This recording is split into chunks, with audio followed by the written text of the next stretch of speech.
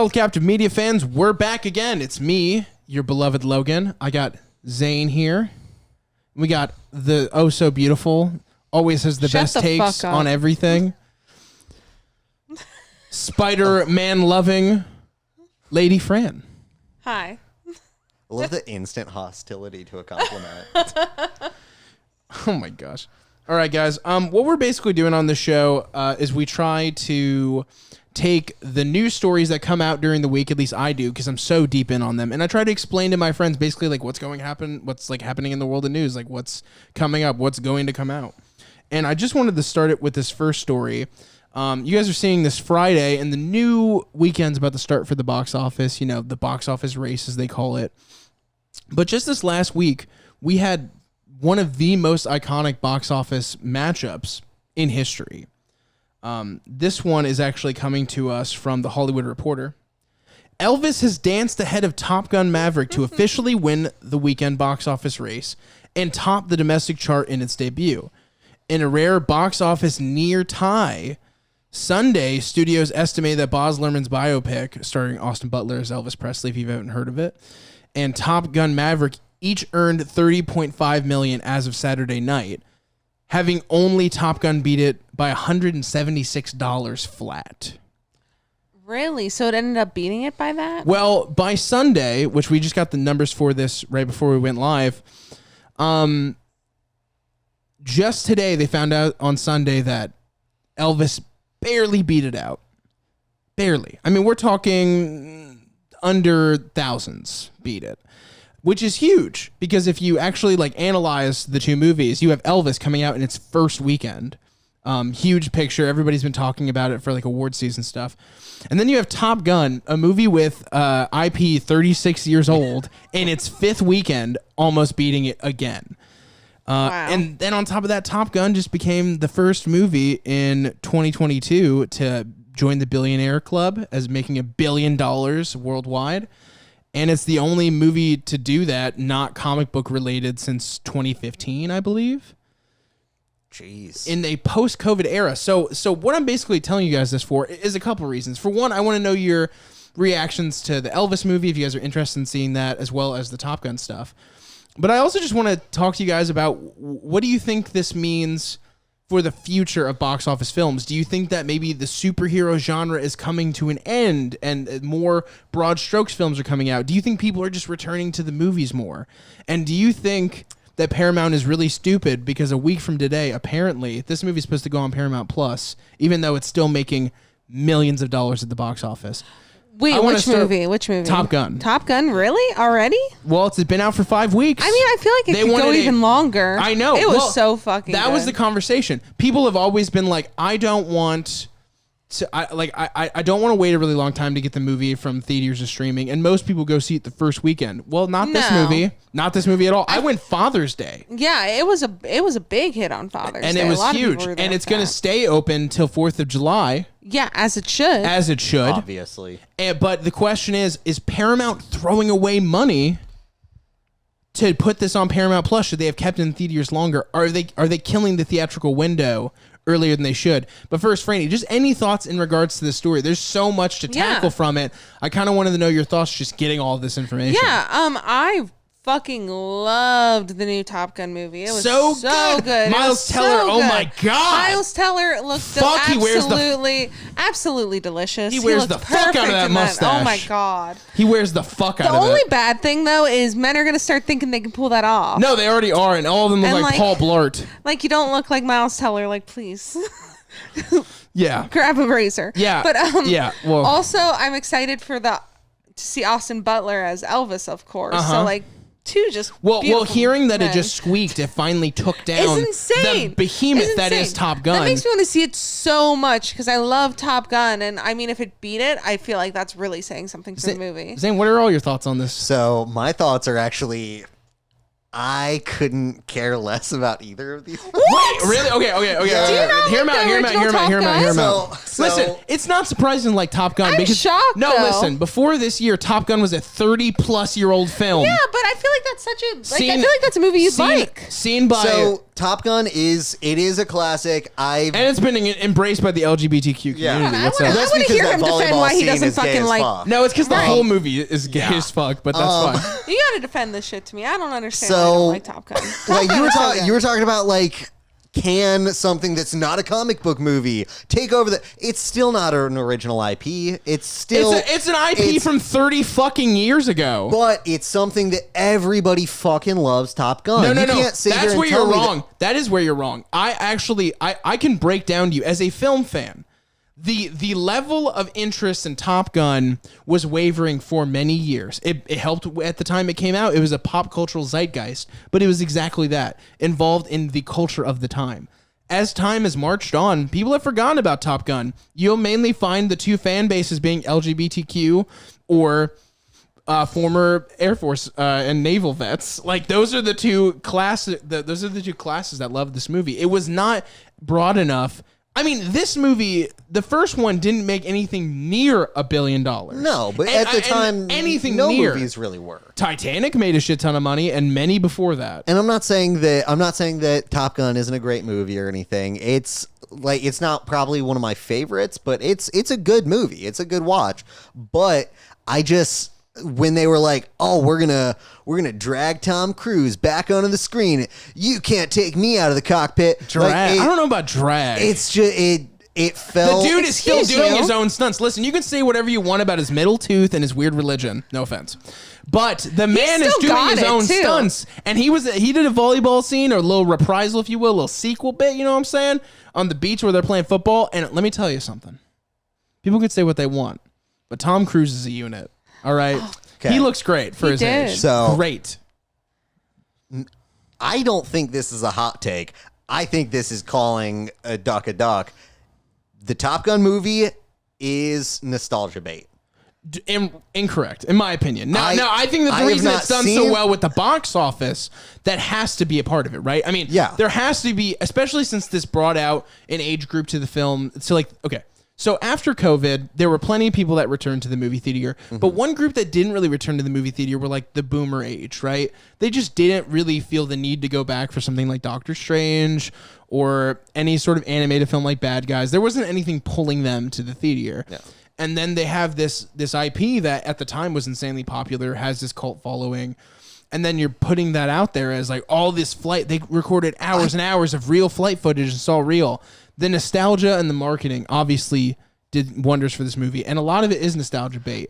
But this movie earned its box office by great word of mouth. There are very few people that have seen this movie that dislike it. I didn't even know it was out. That's how off my radar this is. Yeah. Because, pardon the pun, Top Gun kind of flew under my radar for like a Can hot you hit minute. the green button, please?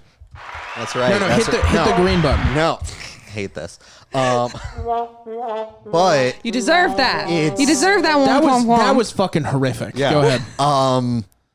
but no, it's just something that people like. My sister really liked Top Gun. I know my mom and stepdad really loved Top Gun. A lot of people in my life really liked it. I just never cared much for it. I was like, oh yeah, no, it's a good movie, but it just wasn't anything that was blowing me away. It just wasn't really what I was looking for. I like this one even at the better time. than the original, And I'd that's say. like I might go ahead and It's watch so this good. movie and really like it. I'm not saying that. I mean, half of me saying that is because I wanted to look at Miles Teller like that the whole time. You know, but I will it's so say good. this. Miles Teller, like... Oh my God, he killed it. Okay, was let's so let's good in move it. away from the hotness thing. All right, sorry. He captured Yeah, no. That's what I meant. Like he what killed he it. needed to with the movie, because the one thing that really worked about Top Gun for a lot of people was the idea of like, oh, you have your wingman, you have your backup. That's the whole thing. It's like really toxic bromance is the movie, and like that's kind of the idea. But because of Val Kilmer's current health issues, and because of the character Goose having, spoilers for Top Gun, made in the 80s, Goose dies. And because of that, it's going to be hard to give somebody for Tom Cruise to latch onto. So they have this invention of the child from the first movie, Goose's son. He wants to become a fucking flyer now, and he's Rooster, and it's this great rekindling of that relationship, because he really fills the shoes of his father in what he does in the film, in the way he interacts with Maverick, positive and negative. And because of that, I'm telling you, the word of mouth of this film took maybe would have been like maybe a couple of 100 million box office. Like, don't get me wrong. It's a lot of the flights were real. A lot of the shots were like really composed of people flying through the air and from the perspective of being inside of a ship actually going through the air. But like, it's because you can't go out into a public arena and hear from people that they didn't like the movie. You either hear, I haven't seen it and don't care, or I really liked it. And I'm not trying to sit here and say that, like, I don't think that they did well, because at the end of the day, I haven't seen either of these movies. But what's your beef with Elvis, though? So I feel like they are just, like, all these like romanticized biopics about these musical artists. But you haven't seen it, so you don't know if it's romanticized or not. I don't know if it's romanticized or not, but it's just like the Straight Outta Compton. You didn't like Straight Outta Compton? I like Straight Outta Compton, but they left a lot of important like details that happened. No. I completely disagree with you, and let me tell you why. A job of a film is to be a good film. And I'm not saying... And it's not to be historically accurate. If you want realism in a film and you want all the story in its completion, you need to research, read, go to places that are trying to offer you an educational aspect. Homie, So my beef with the Elvis film is more so just a lot of biopics about musical artists have been dropping one after the other, and it almost feels like the MCU almost, where it's like they're just bombarding me with it time after time after time after time. I don't fucking like Elvis music. I don't enjoy it. Period. I've listened to a lot of the music that Elvis music is based off of, and I groove with that, but I don't like Elvis, so I don't care. When Rocket Man came out, when Bohemian Rhapsody came out, I was like, okay, yeah, I'll go check those ones out, because I kind of at least care about those people. When Straight Outta Compton came out, I'm like, I love NWA. Yeah. So I went and I saw that. I don't care about Elvis. Yeah. So I didn't really want to see the movie. And I don't care if you don't like biopics. My direct reaction was to you saying, it's nothing like the real story.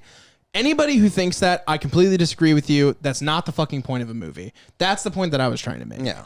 On front seat. You can hate Elvis and not see a single Baz Luhrmann film. I don't care if you see Moulin Rouge. I don't give a fuck. Well, no, mainly what I was talking about was just like, as far as like, do I think that this is going to spell the end for comic book movies or whatever? Not really. It's biopics which have already been shown to do well, and then you have an IP that is beloved. It sounds disingenuous to say that No. That's not what I'm saying. We are in June.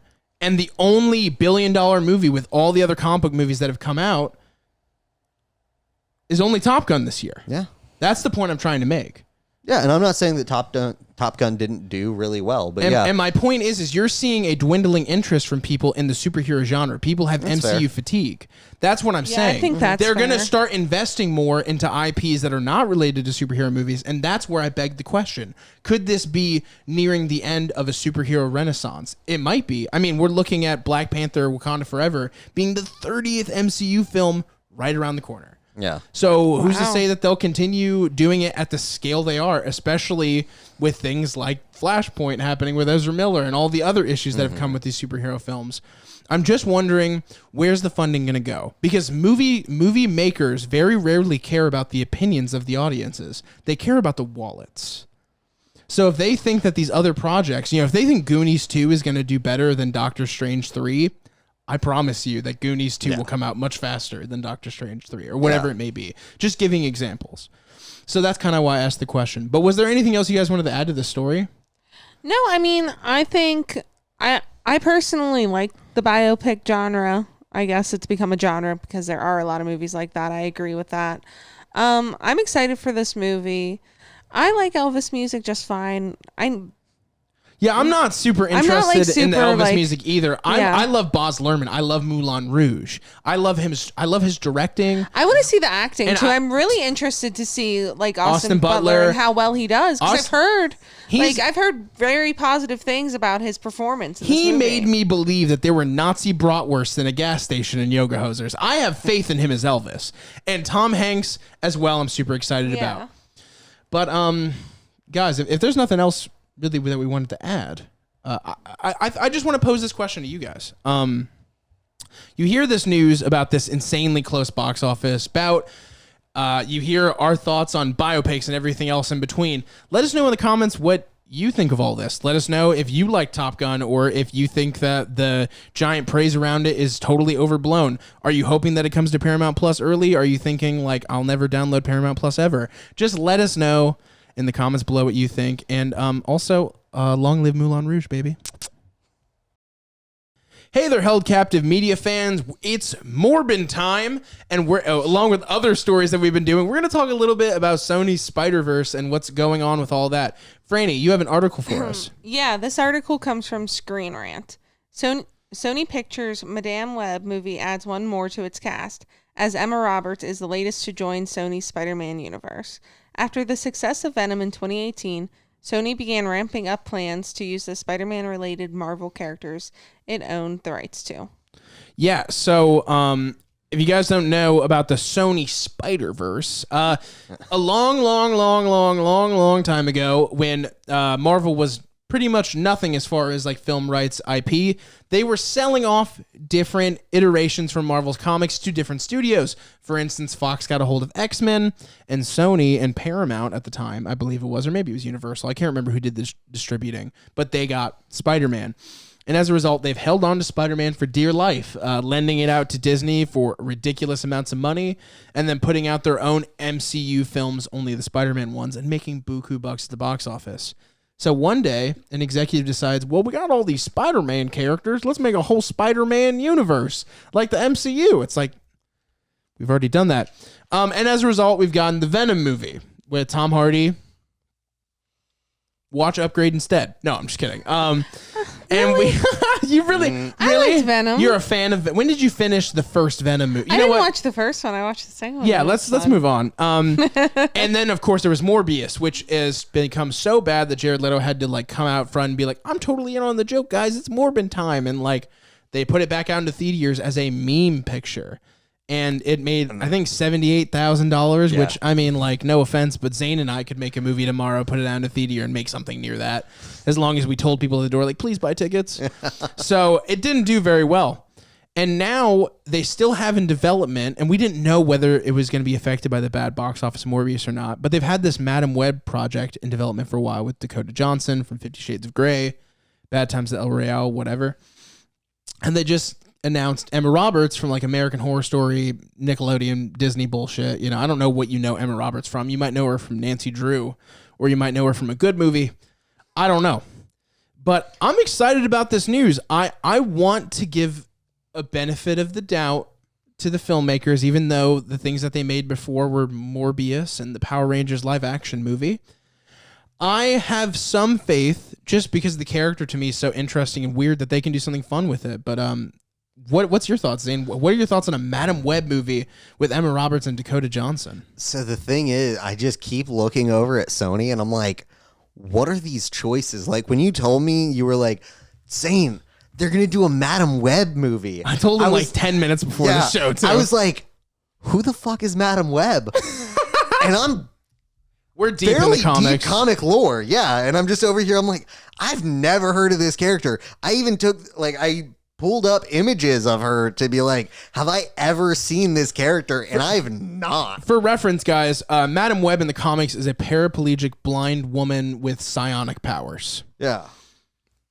And she's got like spider shit going on. I just, like, the first two ones that they picked out, like, Venom is become huge in the comics, but like so much so that like even he became like a proper hero when he became anti-Venom for a little while in the comics and all different kinds of stuff. But because of the working deal with Disney, they were afraid to use Spider-Man to make their Venom movie. Yeah. Which doesn't make any sense. So for me, that was strike number one.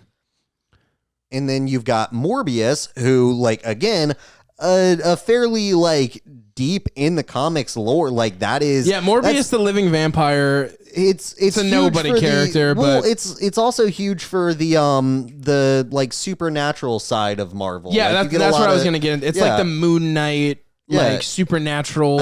I think the group is the Midnight Sun. Mm-hmm. Yeah, where it's like all the supernatural stuff in like that's still a reasonable choice.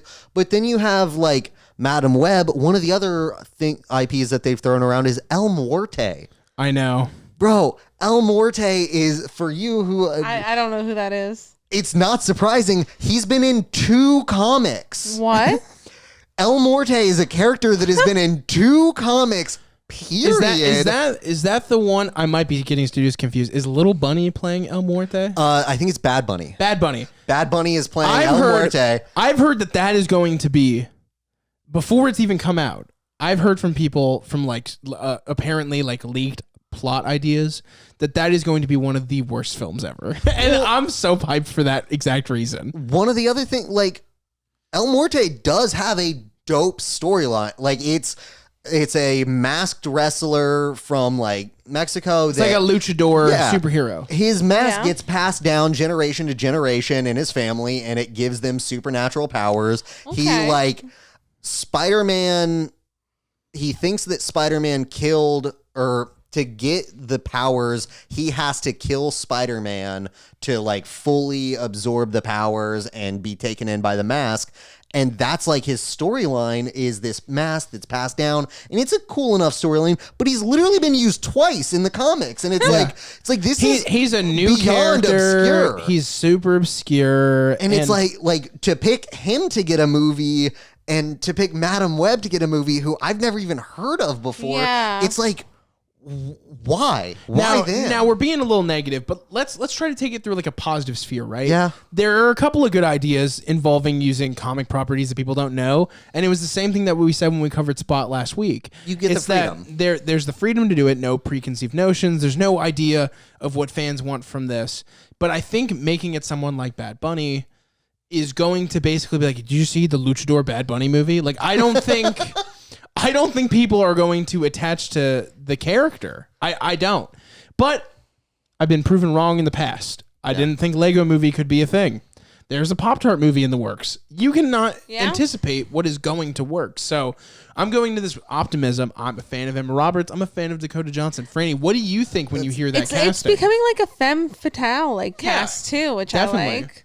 I don't know. It's weird because like in all the pictures, Madame Web seems like an old. It's Madam Web, but I like Madame. Madame Web. She's like super old and stuff, and it's gonna be like. I don't think they're gonna do that. I think it's going to be more of an origin kind of story. I don't know. I'm excited.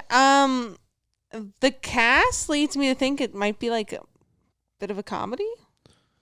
I don't think so. I don't know. I think Emma Roberts can do drama if she wants. Yeah, true. I don't know. I don't know if I really give a fuck about this movie, honestly. Oh, okay. I might watch it, probably for the pod in general, but it's just like too much of a deep comic book cut. I'll watch it for work, but like other than that, it's like too much of a deep comic book cut. See, that was going to be my question to you. It loses the general audience. I know that you're not super deep into the comics or anything, so I was wondering, do you like more of the stuff where it's like you don't necessarily like it is this weird deep you lore did just thing defend Venom like 5 minutes ago. Well, I think it's nice that like they are kind of one-off comic book movies in a way. I was excited for Morbius. I haven't seen it. I got really disappointed that I heard it was so fucking bad. He drinks blue blood. Cops? I wish. If Morbius was a movie about Jared Leto killing cops, I would have went and saw it. Yeah. Is that a hot take? I'm sorry. I'm excited to see trailers for this movie. I want to see what it's gonna look maybe like, the trailer will give you a more complete idea of what even the tone's going to be, you know? Because when a lot of people heard about Miss Marvel, I knew the comics, so I kind of knew that it was a newer age, different kind of take before they had even done anything. But a lot of people were like, I don't know that comic book character, so I'm not going to give a fuck. And the Disney Plus streaming numbers have shown that people don't give a fuck, but they're wrong. It's good. And this could be good too, so I guess we'll just have to wait and see. Do you guys have anything else you wanted to add? No. I'm just waiting to see. Unless you got something, I don't have anything. I would say that I'm saying. cautiously optimistic. I want to hope that I want every movie to be good. Yeah. But that doesn't mean it'll happen. Maybe because they're so obscure, they'll be able to do fun things with him, and they won't have the watch time that's required for a lot of the other comic book movies, where they've been building up all this extra lore. Maybe because they're using these weird characters. I heard that the Hopefully it'll Morbius. be I haven't seen Morbius. Spoilers. I have better things to do with my time. same. But I heard that the post-credit scenes were really egregious, and they're basically like, we're going to make a Sinister Six movie. My concern is that this film, as well as the Bad Bunny picture, which that's what everybody's going to call it, make no mistake, will be adding to that. And I hope not. But at the end of the day, we don't know. We don't know what they have planned out. It could be the greatest thing ever. We're just going to have to wait and see. Guys, let us know in the comments. Are you excited for Bad Bunny's new Marvel movie? I'm not going to say the name. I refuse to. Not until other people know. I'm not saying El Muerte until they actually fucking get it, okay? I'm not saying the name. So the Bad Bunny picture, or if you're excited about the Dakota Johnson Let's Madam Web, just leave it down in the comments below. Let us know the reasons why we're wrong, why we're right. What obscure ass comic book character you want turned into a movie, and Blue Beetle's already coming out, so don't write that. Anyway, peace out, y'all. Hey, Held Captive Media fans. Today we're going to talk about something that isn't comic book related. Now that's fucking crazy. So there's been some recent news. I'm just going to go ahead and give you this article from MovieWeb, and you guys can tell me what you think. While discussing Blumhouse's new movie, The Black Phone, Blum was asked about how he has made clear he wants the rights to the horror movie franchise A Nightmare on Elm Street. He says, and I quote, "I really do. On the back of this, the question of Robert Englund possibly being out of the picture to reprise the role has the fans really bummed and not wanting to see it. Blum's response to that is, I couldn't make him come back. I can get anyone back. I made Ellen Bernst, who was 87, come back for The Exorcist. He's 75. He's young." Okay. I like his optimism. Yeah, well, first, before we get into that, I just want to tee this up a little bit.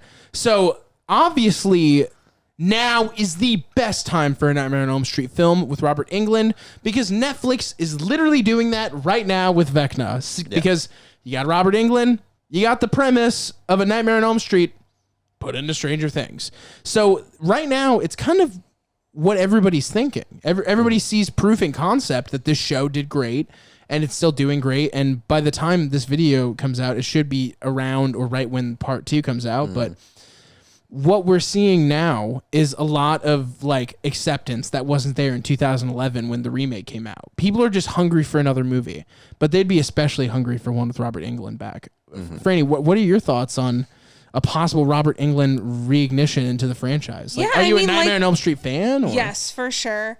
And like you said, I mean, they do have proof in concept with Stranger Things. It just makes you want it more, honestly. It's the best Nightmare on Elm Street movie they've made in years. Right. It's really smart to start talking about it right now, too, honestly. Like, to ride that wave. And say what you want about Blum. I mean, that dude has changed the way we codify and understand horror movies as an aspect of making a profit, as well as staying culturally relevant. I mean, between him and A24, that's who's putting out your horror movies. And that's pretty much it. That's been one of the big things that for a while there, it felt like you were dying for anything decent to come into the horror realm. Like, you had shit dropping like Green Inferno.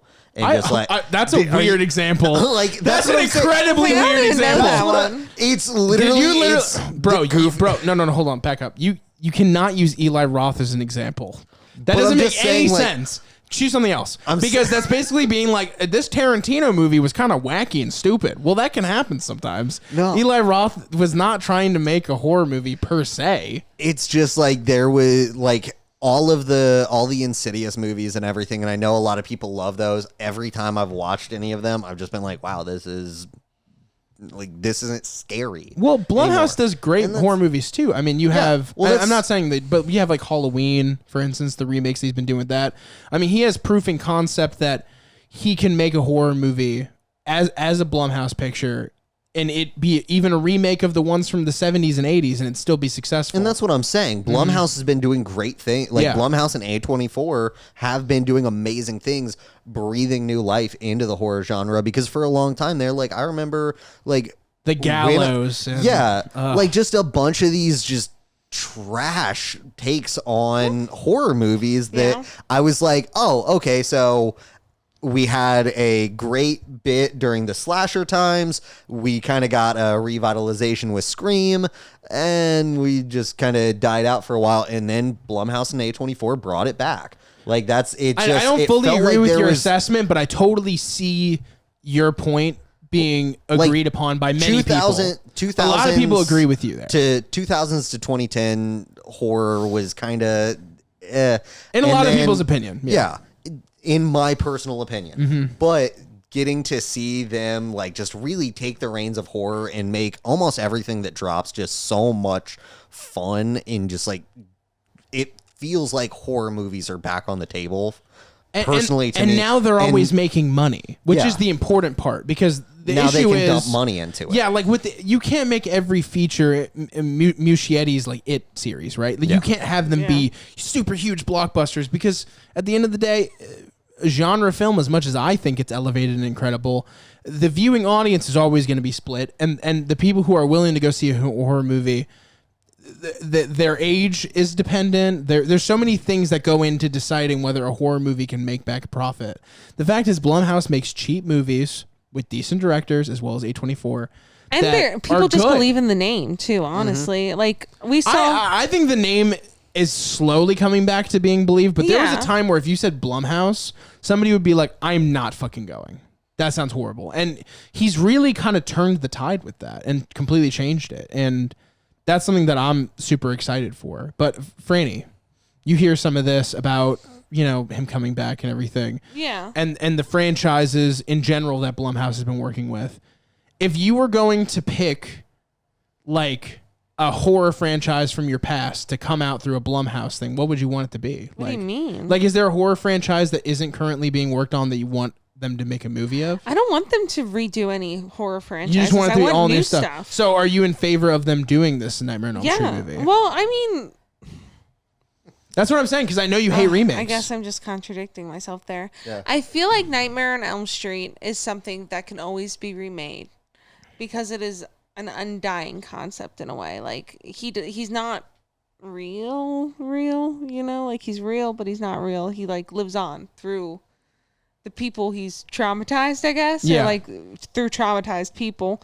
So I could see that like staying. I feel like Scream remakes always kind of work too for the same thing. It's like the concept. It's not like the same killer every time, But I do want to see some new stuff. Yeah. And I want to see some new stuff that's good too. Like we were at the theater or watching TV or something, and we saw a commercial for like a smile. People are actually really psyched about that movie. I'm not one necessarily, but I've been proven wrong before. It looks fucking stupid. Like, or at least they told us nothing in the trailer. I love how Vi takes always like a little PG. Like, I don't know if I'm gonna like it. You're like, that shit's dumb. It looked. I've not seen anything about Smile, but like I remember, like I do like when they're like bringing in new IPs, stuff like Blackburn, like just being able to like not. You mean Brightburn? Brightburn. Blackburn's the guy who was on this podcast a couple weeks ago. One thing I always like the Paranormal Activity movies, but I feel like those aren't like. See, that's the type of movies that I was talking shit about. Yeah, before. yeah. I was like, I love those. I don't Paranormal care. Activity. That first one, like they're like, this is based on true events. Hey, have you guys seen our alternate ending? You can't have an alternate ending on something that's a true event. I don't know if they've outright said it's based on true events. That's how they spun the first one. I know, but I'm talking about like in the actual concept of the movie, they're saying it's based on true events fictionally. Like the entire piece is entirely fiction, right? But I get what you're saying. You didn't like the marketing. It's fine. We're not here to talk about Paranormal Activity. I'm not here to defend it either. What I am going to say, and this is one of the last things I want to say, so if you guys want to add something, that's fine. I think that right now is a great time to play on people's nostalgia for reasons of Scream doing very well, for reasons of the Halloween franchise doing really well, Top Gun. I mean, just pictures that have IPs that maybe have been kind of ignored for a while might reinvigorate interest. Unlike how we have all these IPs now that have been going on for like the past 15 years nonstop, nothing but movies. There's been such a long break now. I mean, 2011's Nightmare on Elm Street with Jackie Earl Hickey. I mean, do people even talk about that movie anymore? Would he even ever be considered to do a sequel? I haven't seen a Nightmare on Elm Street movie since Freddy v. Jason. Yeah, there's one from 2011. I don't want to get in. I'm not going to talk about it. But my point is, do you guys think this can only work, though, if Robert Englund comes back? Because it failed with a different person. I don't think that it can only work if he comes back, but I think that it will be super great to have him back. It's one of those things where, again, it's playing off the nostalgia, so I do want to see him in it in some sort of capacity. I think that the film franchise won't live if they always rely on Robert Englund. Yeah. I think it's time to move on. It's time to get somebody else. It's time to get somebody with charisma, maybe somebody who can really do the part. I mean, when they gave it to Bill Skarsgård to do Pennywise, nobody was down for that. Everybody was like, "Oh my God, Tim Curry all the way, blah blah blah." Fucking, who cares about Bill Skarsgård? He's weird. You know, nobody was excited for it. Nobody found him scary, dude. He's a great Pennywise. Yeah, he is great in that role, and so that's really what I'm just looking for is. I want another Nightmare on Elm Street movie, don't get me wrong. But, like, Robert Englund, 75, okay? You can't do Even the franchise. Even if he does this one, I don't know how many more he can. And then there's no chance of a more of a franchise, you know? Exactly. And, like, I want horror movies to live. Mm-hmm. I'm a huge fan. I mean, I got a freaking tapestry right behind you guys. Like, I'm a huge horror fan. I'm a huge fan of the big three. But I don't need to play by Robert Englund the same way. I don't need Nick Castle to play, you know, Michael Myers. I think we can move on. But anyway, is there anything else you guys wanted to add to that, or guys? I agree with you. Guys, are you excited about a prospect of another Nightmare on Elm Street movie? Are you more excited about other new slashers coming, like the new Texas Chainsaw 2 for Netflix? Like, are there things that you're hyped for in the horror world? Let us know down below if there's any stories about it you want us to cover, and let us know all of your thoughts there as well. And make sure to like and subscribe. All right. Peace out. Hey, Held Captive Media fans, Asgardians, whoever you might be, we're here to talk some more Marvel news. And right now, Zane, you have a quote for us. Can you go ahead and give that to us? Yeah, so this is from The Hollywood Reporter. And the first reactions are in. Official reviews do not hit until July 5th, so this is the first glimpse of what audiences are saying. It's worth noting that reactions from premieres generally lean more enthusiastic than from the critics' screenings. It continues on to say, the reviews are glowing and almost completely positive.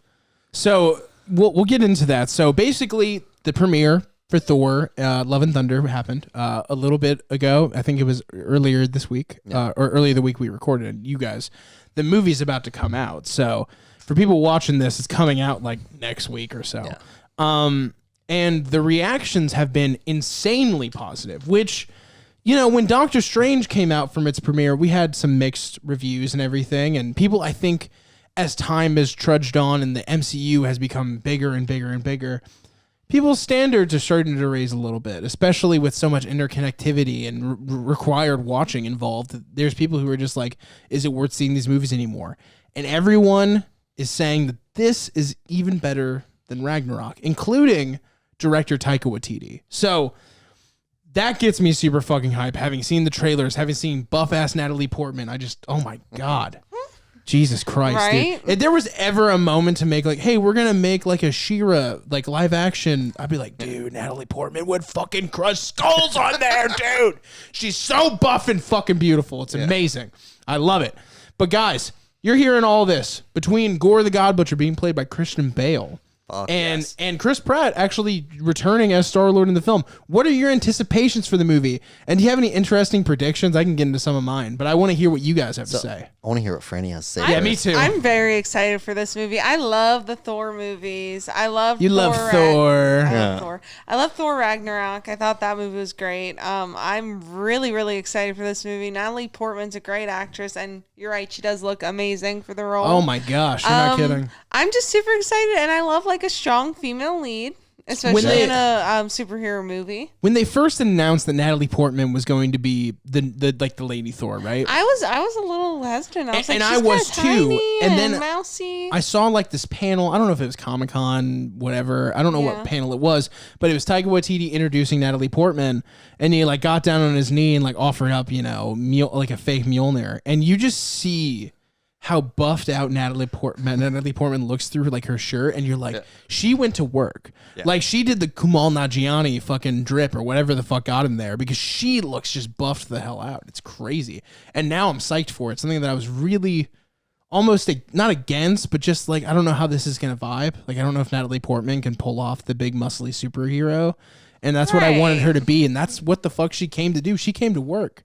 And I'm so excited. I've been excited for this movie as soon as they like announced it, when they were talking about like the God Butcher and when they were talking about like female Thor being in it. I was instantly like, this is exactly what I was hoping for the future of the Thor franchise, because you had right kind of around the time that like a couple of years back when Thor was kind of right after the Dark Worlds that just absolutely tanked. And then Taika Waititi comes in. Yeah. He breathes in his life and his Jojo Rabbit isms all over this movie. And Ragnarok was really great. But that's right around the time that Lady Thor started to get introduced in the comics and really came into the zeitgeist of like most people, even who weren't in the comics, and they were hot takes one way or the other. So to be able to see something like female Thor go onto the big screen, I'm so fucking hyped for it. And it's a bit of a redemption. So like if you actually look back at Thor the Dark World, since you brought it up, since you invoked such a horrific thing, when it was actually coming out, the original director, I cannot remember her name right now. She directed Wonder Woman and Wonder Woman 2. I do not remember her name right now. She was supposed to direct Thor the Dark World. There were some issues. Natalie Portman was pissed because she was kind of like a part of the reason why she was signed on to do it, and then they ended up firing her. And then Natalie Portman also, as a result, left, she left the MCU. She was like, fuck it. Now this is kind of a return moment where she's like, oh, we're gonna put this in the front and center, a strong female character as essentially a lead in this movie. And it's just really cool to see that turnaround. See how far Marvel's come from Thor the Dark World to now Thor Love and Thunder. Well, and also you get stuff like adding in the God Butcher. Yeah, Gore the God Butcher's in this movie. That's so. I never heard of that. Do you like the redesign? Because I feel like there is no way they could have put comic accurate Gore into the fucking movie. What does he look like in the comics? A goober, and and not to mention it would hide Christian Bale's face. Yeah, and it's Christian. We got fucking Batman in this Thor movie. Okay, so with like one of the big things that has been kind of like iffy as far as all of the comic book stuff go, you get Endgame and everything with with Thanos, who's like, everybody's like, oh my God, Thanos is the big bad of Marvel. And it's like, there are still a lot of characters in Marvel that can make a motherfucker sweat. Yeah. And that the God Butcher is one of them. Literally, you don't get a name the God Butcher unless you are a serious threat. Like, he is actively going through and dropping pantheons. His name is Gore the God Butcher. Yeah. It doesn't get any more intense of a name than that. So he might as well be I'm Shooty McKill-You-Face. Yeah. Like, he's like such a fucking intimidating name. And it's such a great way to, like, after a lot of people were like, oh no, Marvel blew their load, they already wasted Thanos, and now it's like, whoa, slow your roll. We got a lot there's more still in Doctor Doom, Galactus. Yeah. There's tons of different. That's awesome. But I do want to mention this. So Russell Crowe's in the movie for like a whole. I'm assuming this is one of my predictions. This is a prediction. Russell Crowe's in the movie for 5 minutes playing Zeus. Yeah. And he's gonna get killed by Gore. I have a feeling, based on a lot of the reactions, wait, is he playing getting, Zeus? I thought he was playing Hercules. Maybe it's Hercules. I can't remember off the top. He's playing one of those gods. Yeah, it might be Hercules. I know Hercules shows up more in the comics, so maybe they are going to kill Zeus and then throw in Hercules. Maybe I can't remember exactly. I know Russell Crowe's in it. I know that there's a lot of people that are in it that probably aren't going to make it to the end. Yeah. Because a lot of the other reactions coming out of this was, wow, the most heartfelt Taika Waititi Marvel movie, the most heartfelt Thor movie. And a lot of people said they left crying. Damn. So what are some predictions you guys have for it? I believe Russell Crowe's down and out, and I think this might be the end of our friend Korg. Who? Korg, the blue man, the Korg. You don't know Korg from the MCU? So Korg in the comics is a villain, and I'm wondering if they're going to make a big shift, but it doesn't feel like they will. I think he's going to die, and we're going to see a multiverse Korg fight Thor at some point. Heard. But no, I'm so excited. I'm trying to remember, Franny, who Korg is. Do you remember the blue guy from Ragnarok? I've only seen corgi puppies when I tried. No, not Korg, Korg, K-O-R-G. K-O-R-G. He's the big rock guy. He's the one who he was. He's like, Thor, they're calling me an asshole on the internet. Could you please take this? Musical instrument manufacturing. Voiced by company. Taika. Look up MCU character. I don't think anybody cares about this character. Look up MCU character voiced by Taika Waititi. This is one of like the most like people are. He's all over every trailer. Yeah, he's the because blue he's going rock to die. Guy. He's going to die. Yeah, I don't actually know for sure, but it's just one of my theories. But no, I think that there's going to be like definitely they're going to be killing a lot of people. And I think that there's probably going to be a big conflict with the Greek and the Norse pantheons to show like, oh, look at how powerful like Zeus, Hercules, and the other Greek gods are. I think, then they're going to fucking massacre them. Yeah. I think it's going to be like the build up of like, look at this powerful god on the other end of the universe. And then Gore's going to show up and be like, what's up, bitch? And he's going to kill all of them. Yeah. He's going to body all of them. Because Christian Bale once said, I'll never do another comic book movie. Then he read Taika Waititi's script and he agreed to be the villain. Wow. That's something to consider. Cool. That's pretty cool. So, did you find out who Korg was? Vaguely. Bro. How about you just, Zane, grab your phone and show her who Korg is. I can see who he is. I just don't care. What is he even in? I don't remember him. He's in Thor. He's Thor Ragnarok. He's in Endgame. He's in theory in Infinity War. He's Ragnarok. He's the one. He's literally the comic relief. He's a fan favorite. Yeah. I'm sure he has a pop figure. I guess he just didn't get me. He's the one. He's got the little boat. He's like, oh no, this is my friend Meek. Yeah, I've been carrying Meek around. Oh, he's dead. Oh, Meek's dead. And it's voiced by Taika Waititi. Oh, he was actually alive the whole time. That's nice. I remember him. They brought Korg in to do the crossover with the Deadpool promotion. She hasn't seen that. There's no way. It's one of the great things. They were like, okay, so we're probably gonna bring Deadpool into the MCU. Who will we give? Korg. Like, yeah. Throw Korg. Well, you know, Taika Waititi was like, I'm so down to play Korg next to Ryan Reynolds. Anyway, so Franny, you're gonna see Thor: Love and Thunder when it comes out. Yeah, for sure. All right, the "Sweet Child of Mine" song playing in the trailers and everything. It's got you hype and everything. Yeah. What is one thing that you want to see come out of this movie? What's something that you want to see happen? I mean, I feel like it's already happening, but I just want to see more like female superhero movies. I think those are always good, especially when they're done well. Yeah. I'm excited that this is going to be like directed well and looking good and everything. They're feeling hot and looking good. Right. I'm glad Natalie Portman really like buffed up for it. I feel like that's going to help the immersion of the movie, you know? I'm excited for it. Zane, Thor: Love and Thunder's coming out. You've seen the trailer. Fucking Guns N' Roses all over that bitch. Thor looking delicious as hell. Throwing his jacket right on Chris Pratt's face. Love that. That's based. What is something you're looking for to happen in Thor: Love and Thunder? So as far as just things that I'm looking forward to happening in Thor: Love and Thunder. Love and Thunder. I say Levity and Thunder. Is just like the pure buildup for cosmic level Marvel, because it's been a lot of street level. It's been a lot of like planetary. Now they've been doing galactic Marvel with the Guardians of the Galaxy and whatnot, but to properly just like fully off planet do crazy shenaniganery is something that like you're seeing. It's going to be coming up in the Marvels series or in the Marvels movie. You're going to be seeing it in the new Guardians movies. This is going to be the basis for going forward to bring in more big hitters like Gore the God Butcher, like Galactus, like a lot of these cosmic level entities. Yeah, Did- that's now- pretty now cool. did- That's a good point. I'm excited for that. Now, there's a it's couple of widening things. the universe, honestly. Yeah. There's a couple of things I want to see from it. One, I cannot wait to see Thor in his strongest Avenger trucker hat while he's working out and getting that nice Oh my bod. god, me fucking too. You know, because I want to see a portly Thor like accomplish losing weight. Maybe it'll inspire me. Who knows? Shut up. The second thing I think I'm going to see, and maybe don't necessarily want to see, is this is one of Drax's last time in the MCU. Guardians 3 will be the last time you see Drax in the entire MCU. So I think the Guardians will have a very small role to play. I want them to fly past my expectations, put in some great sequences with the Guardians, because that's what I want to see. And it's been a long time since Guardians 2.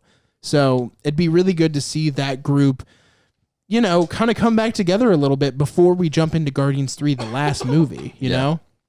Yeah, true. It feels like we haven't gotten enough of them. Yeah, I mean, especially since they got blipped, you know? And like they're such a fan favorite too. It's like really like Guardians is such a and that's an nothing example of comic like them that- taking a nothing comic and turning it into something big, and it gets you excited about other things. But anyway, guys, you've heard us just talk relentlessly about all of this. What do you guys think about Thor: Love and Thunder? Do the trailers make you excited? Are you going to go see it opening day? Did you already buy your ticket like a lot of people did? Or are you like me who's going to see it that following Tuesday on Discount Tuesday? What's up?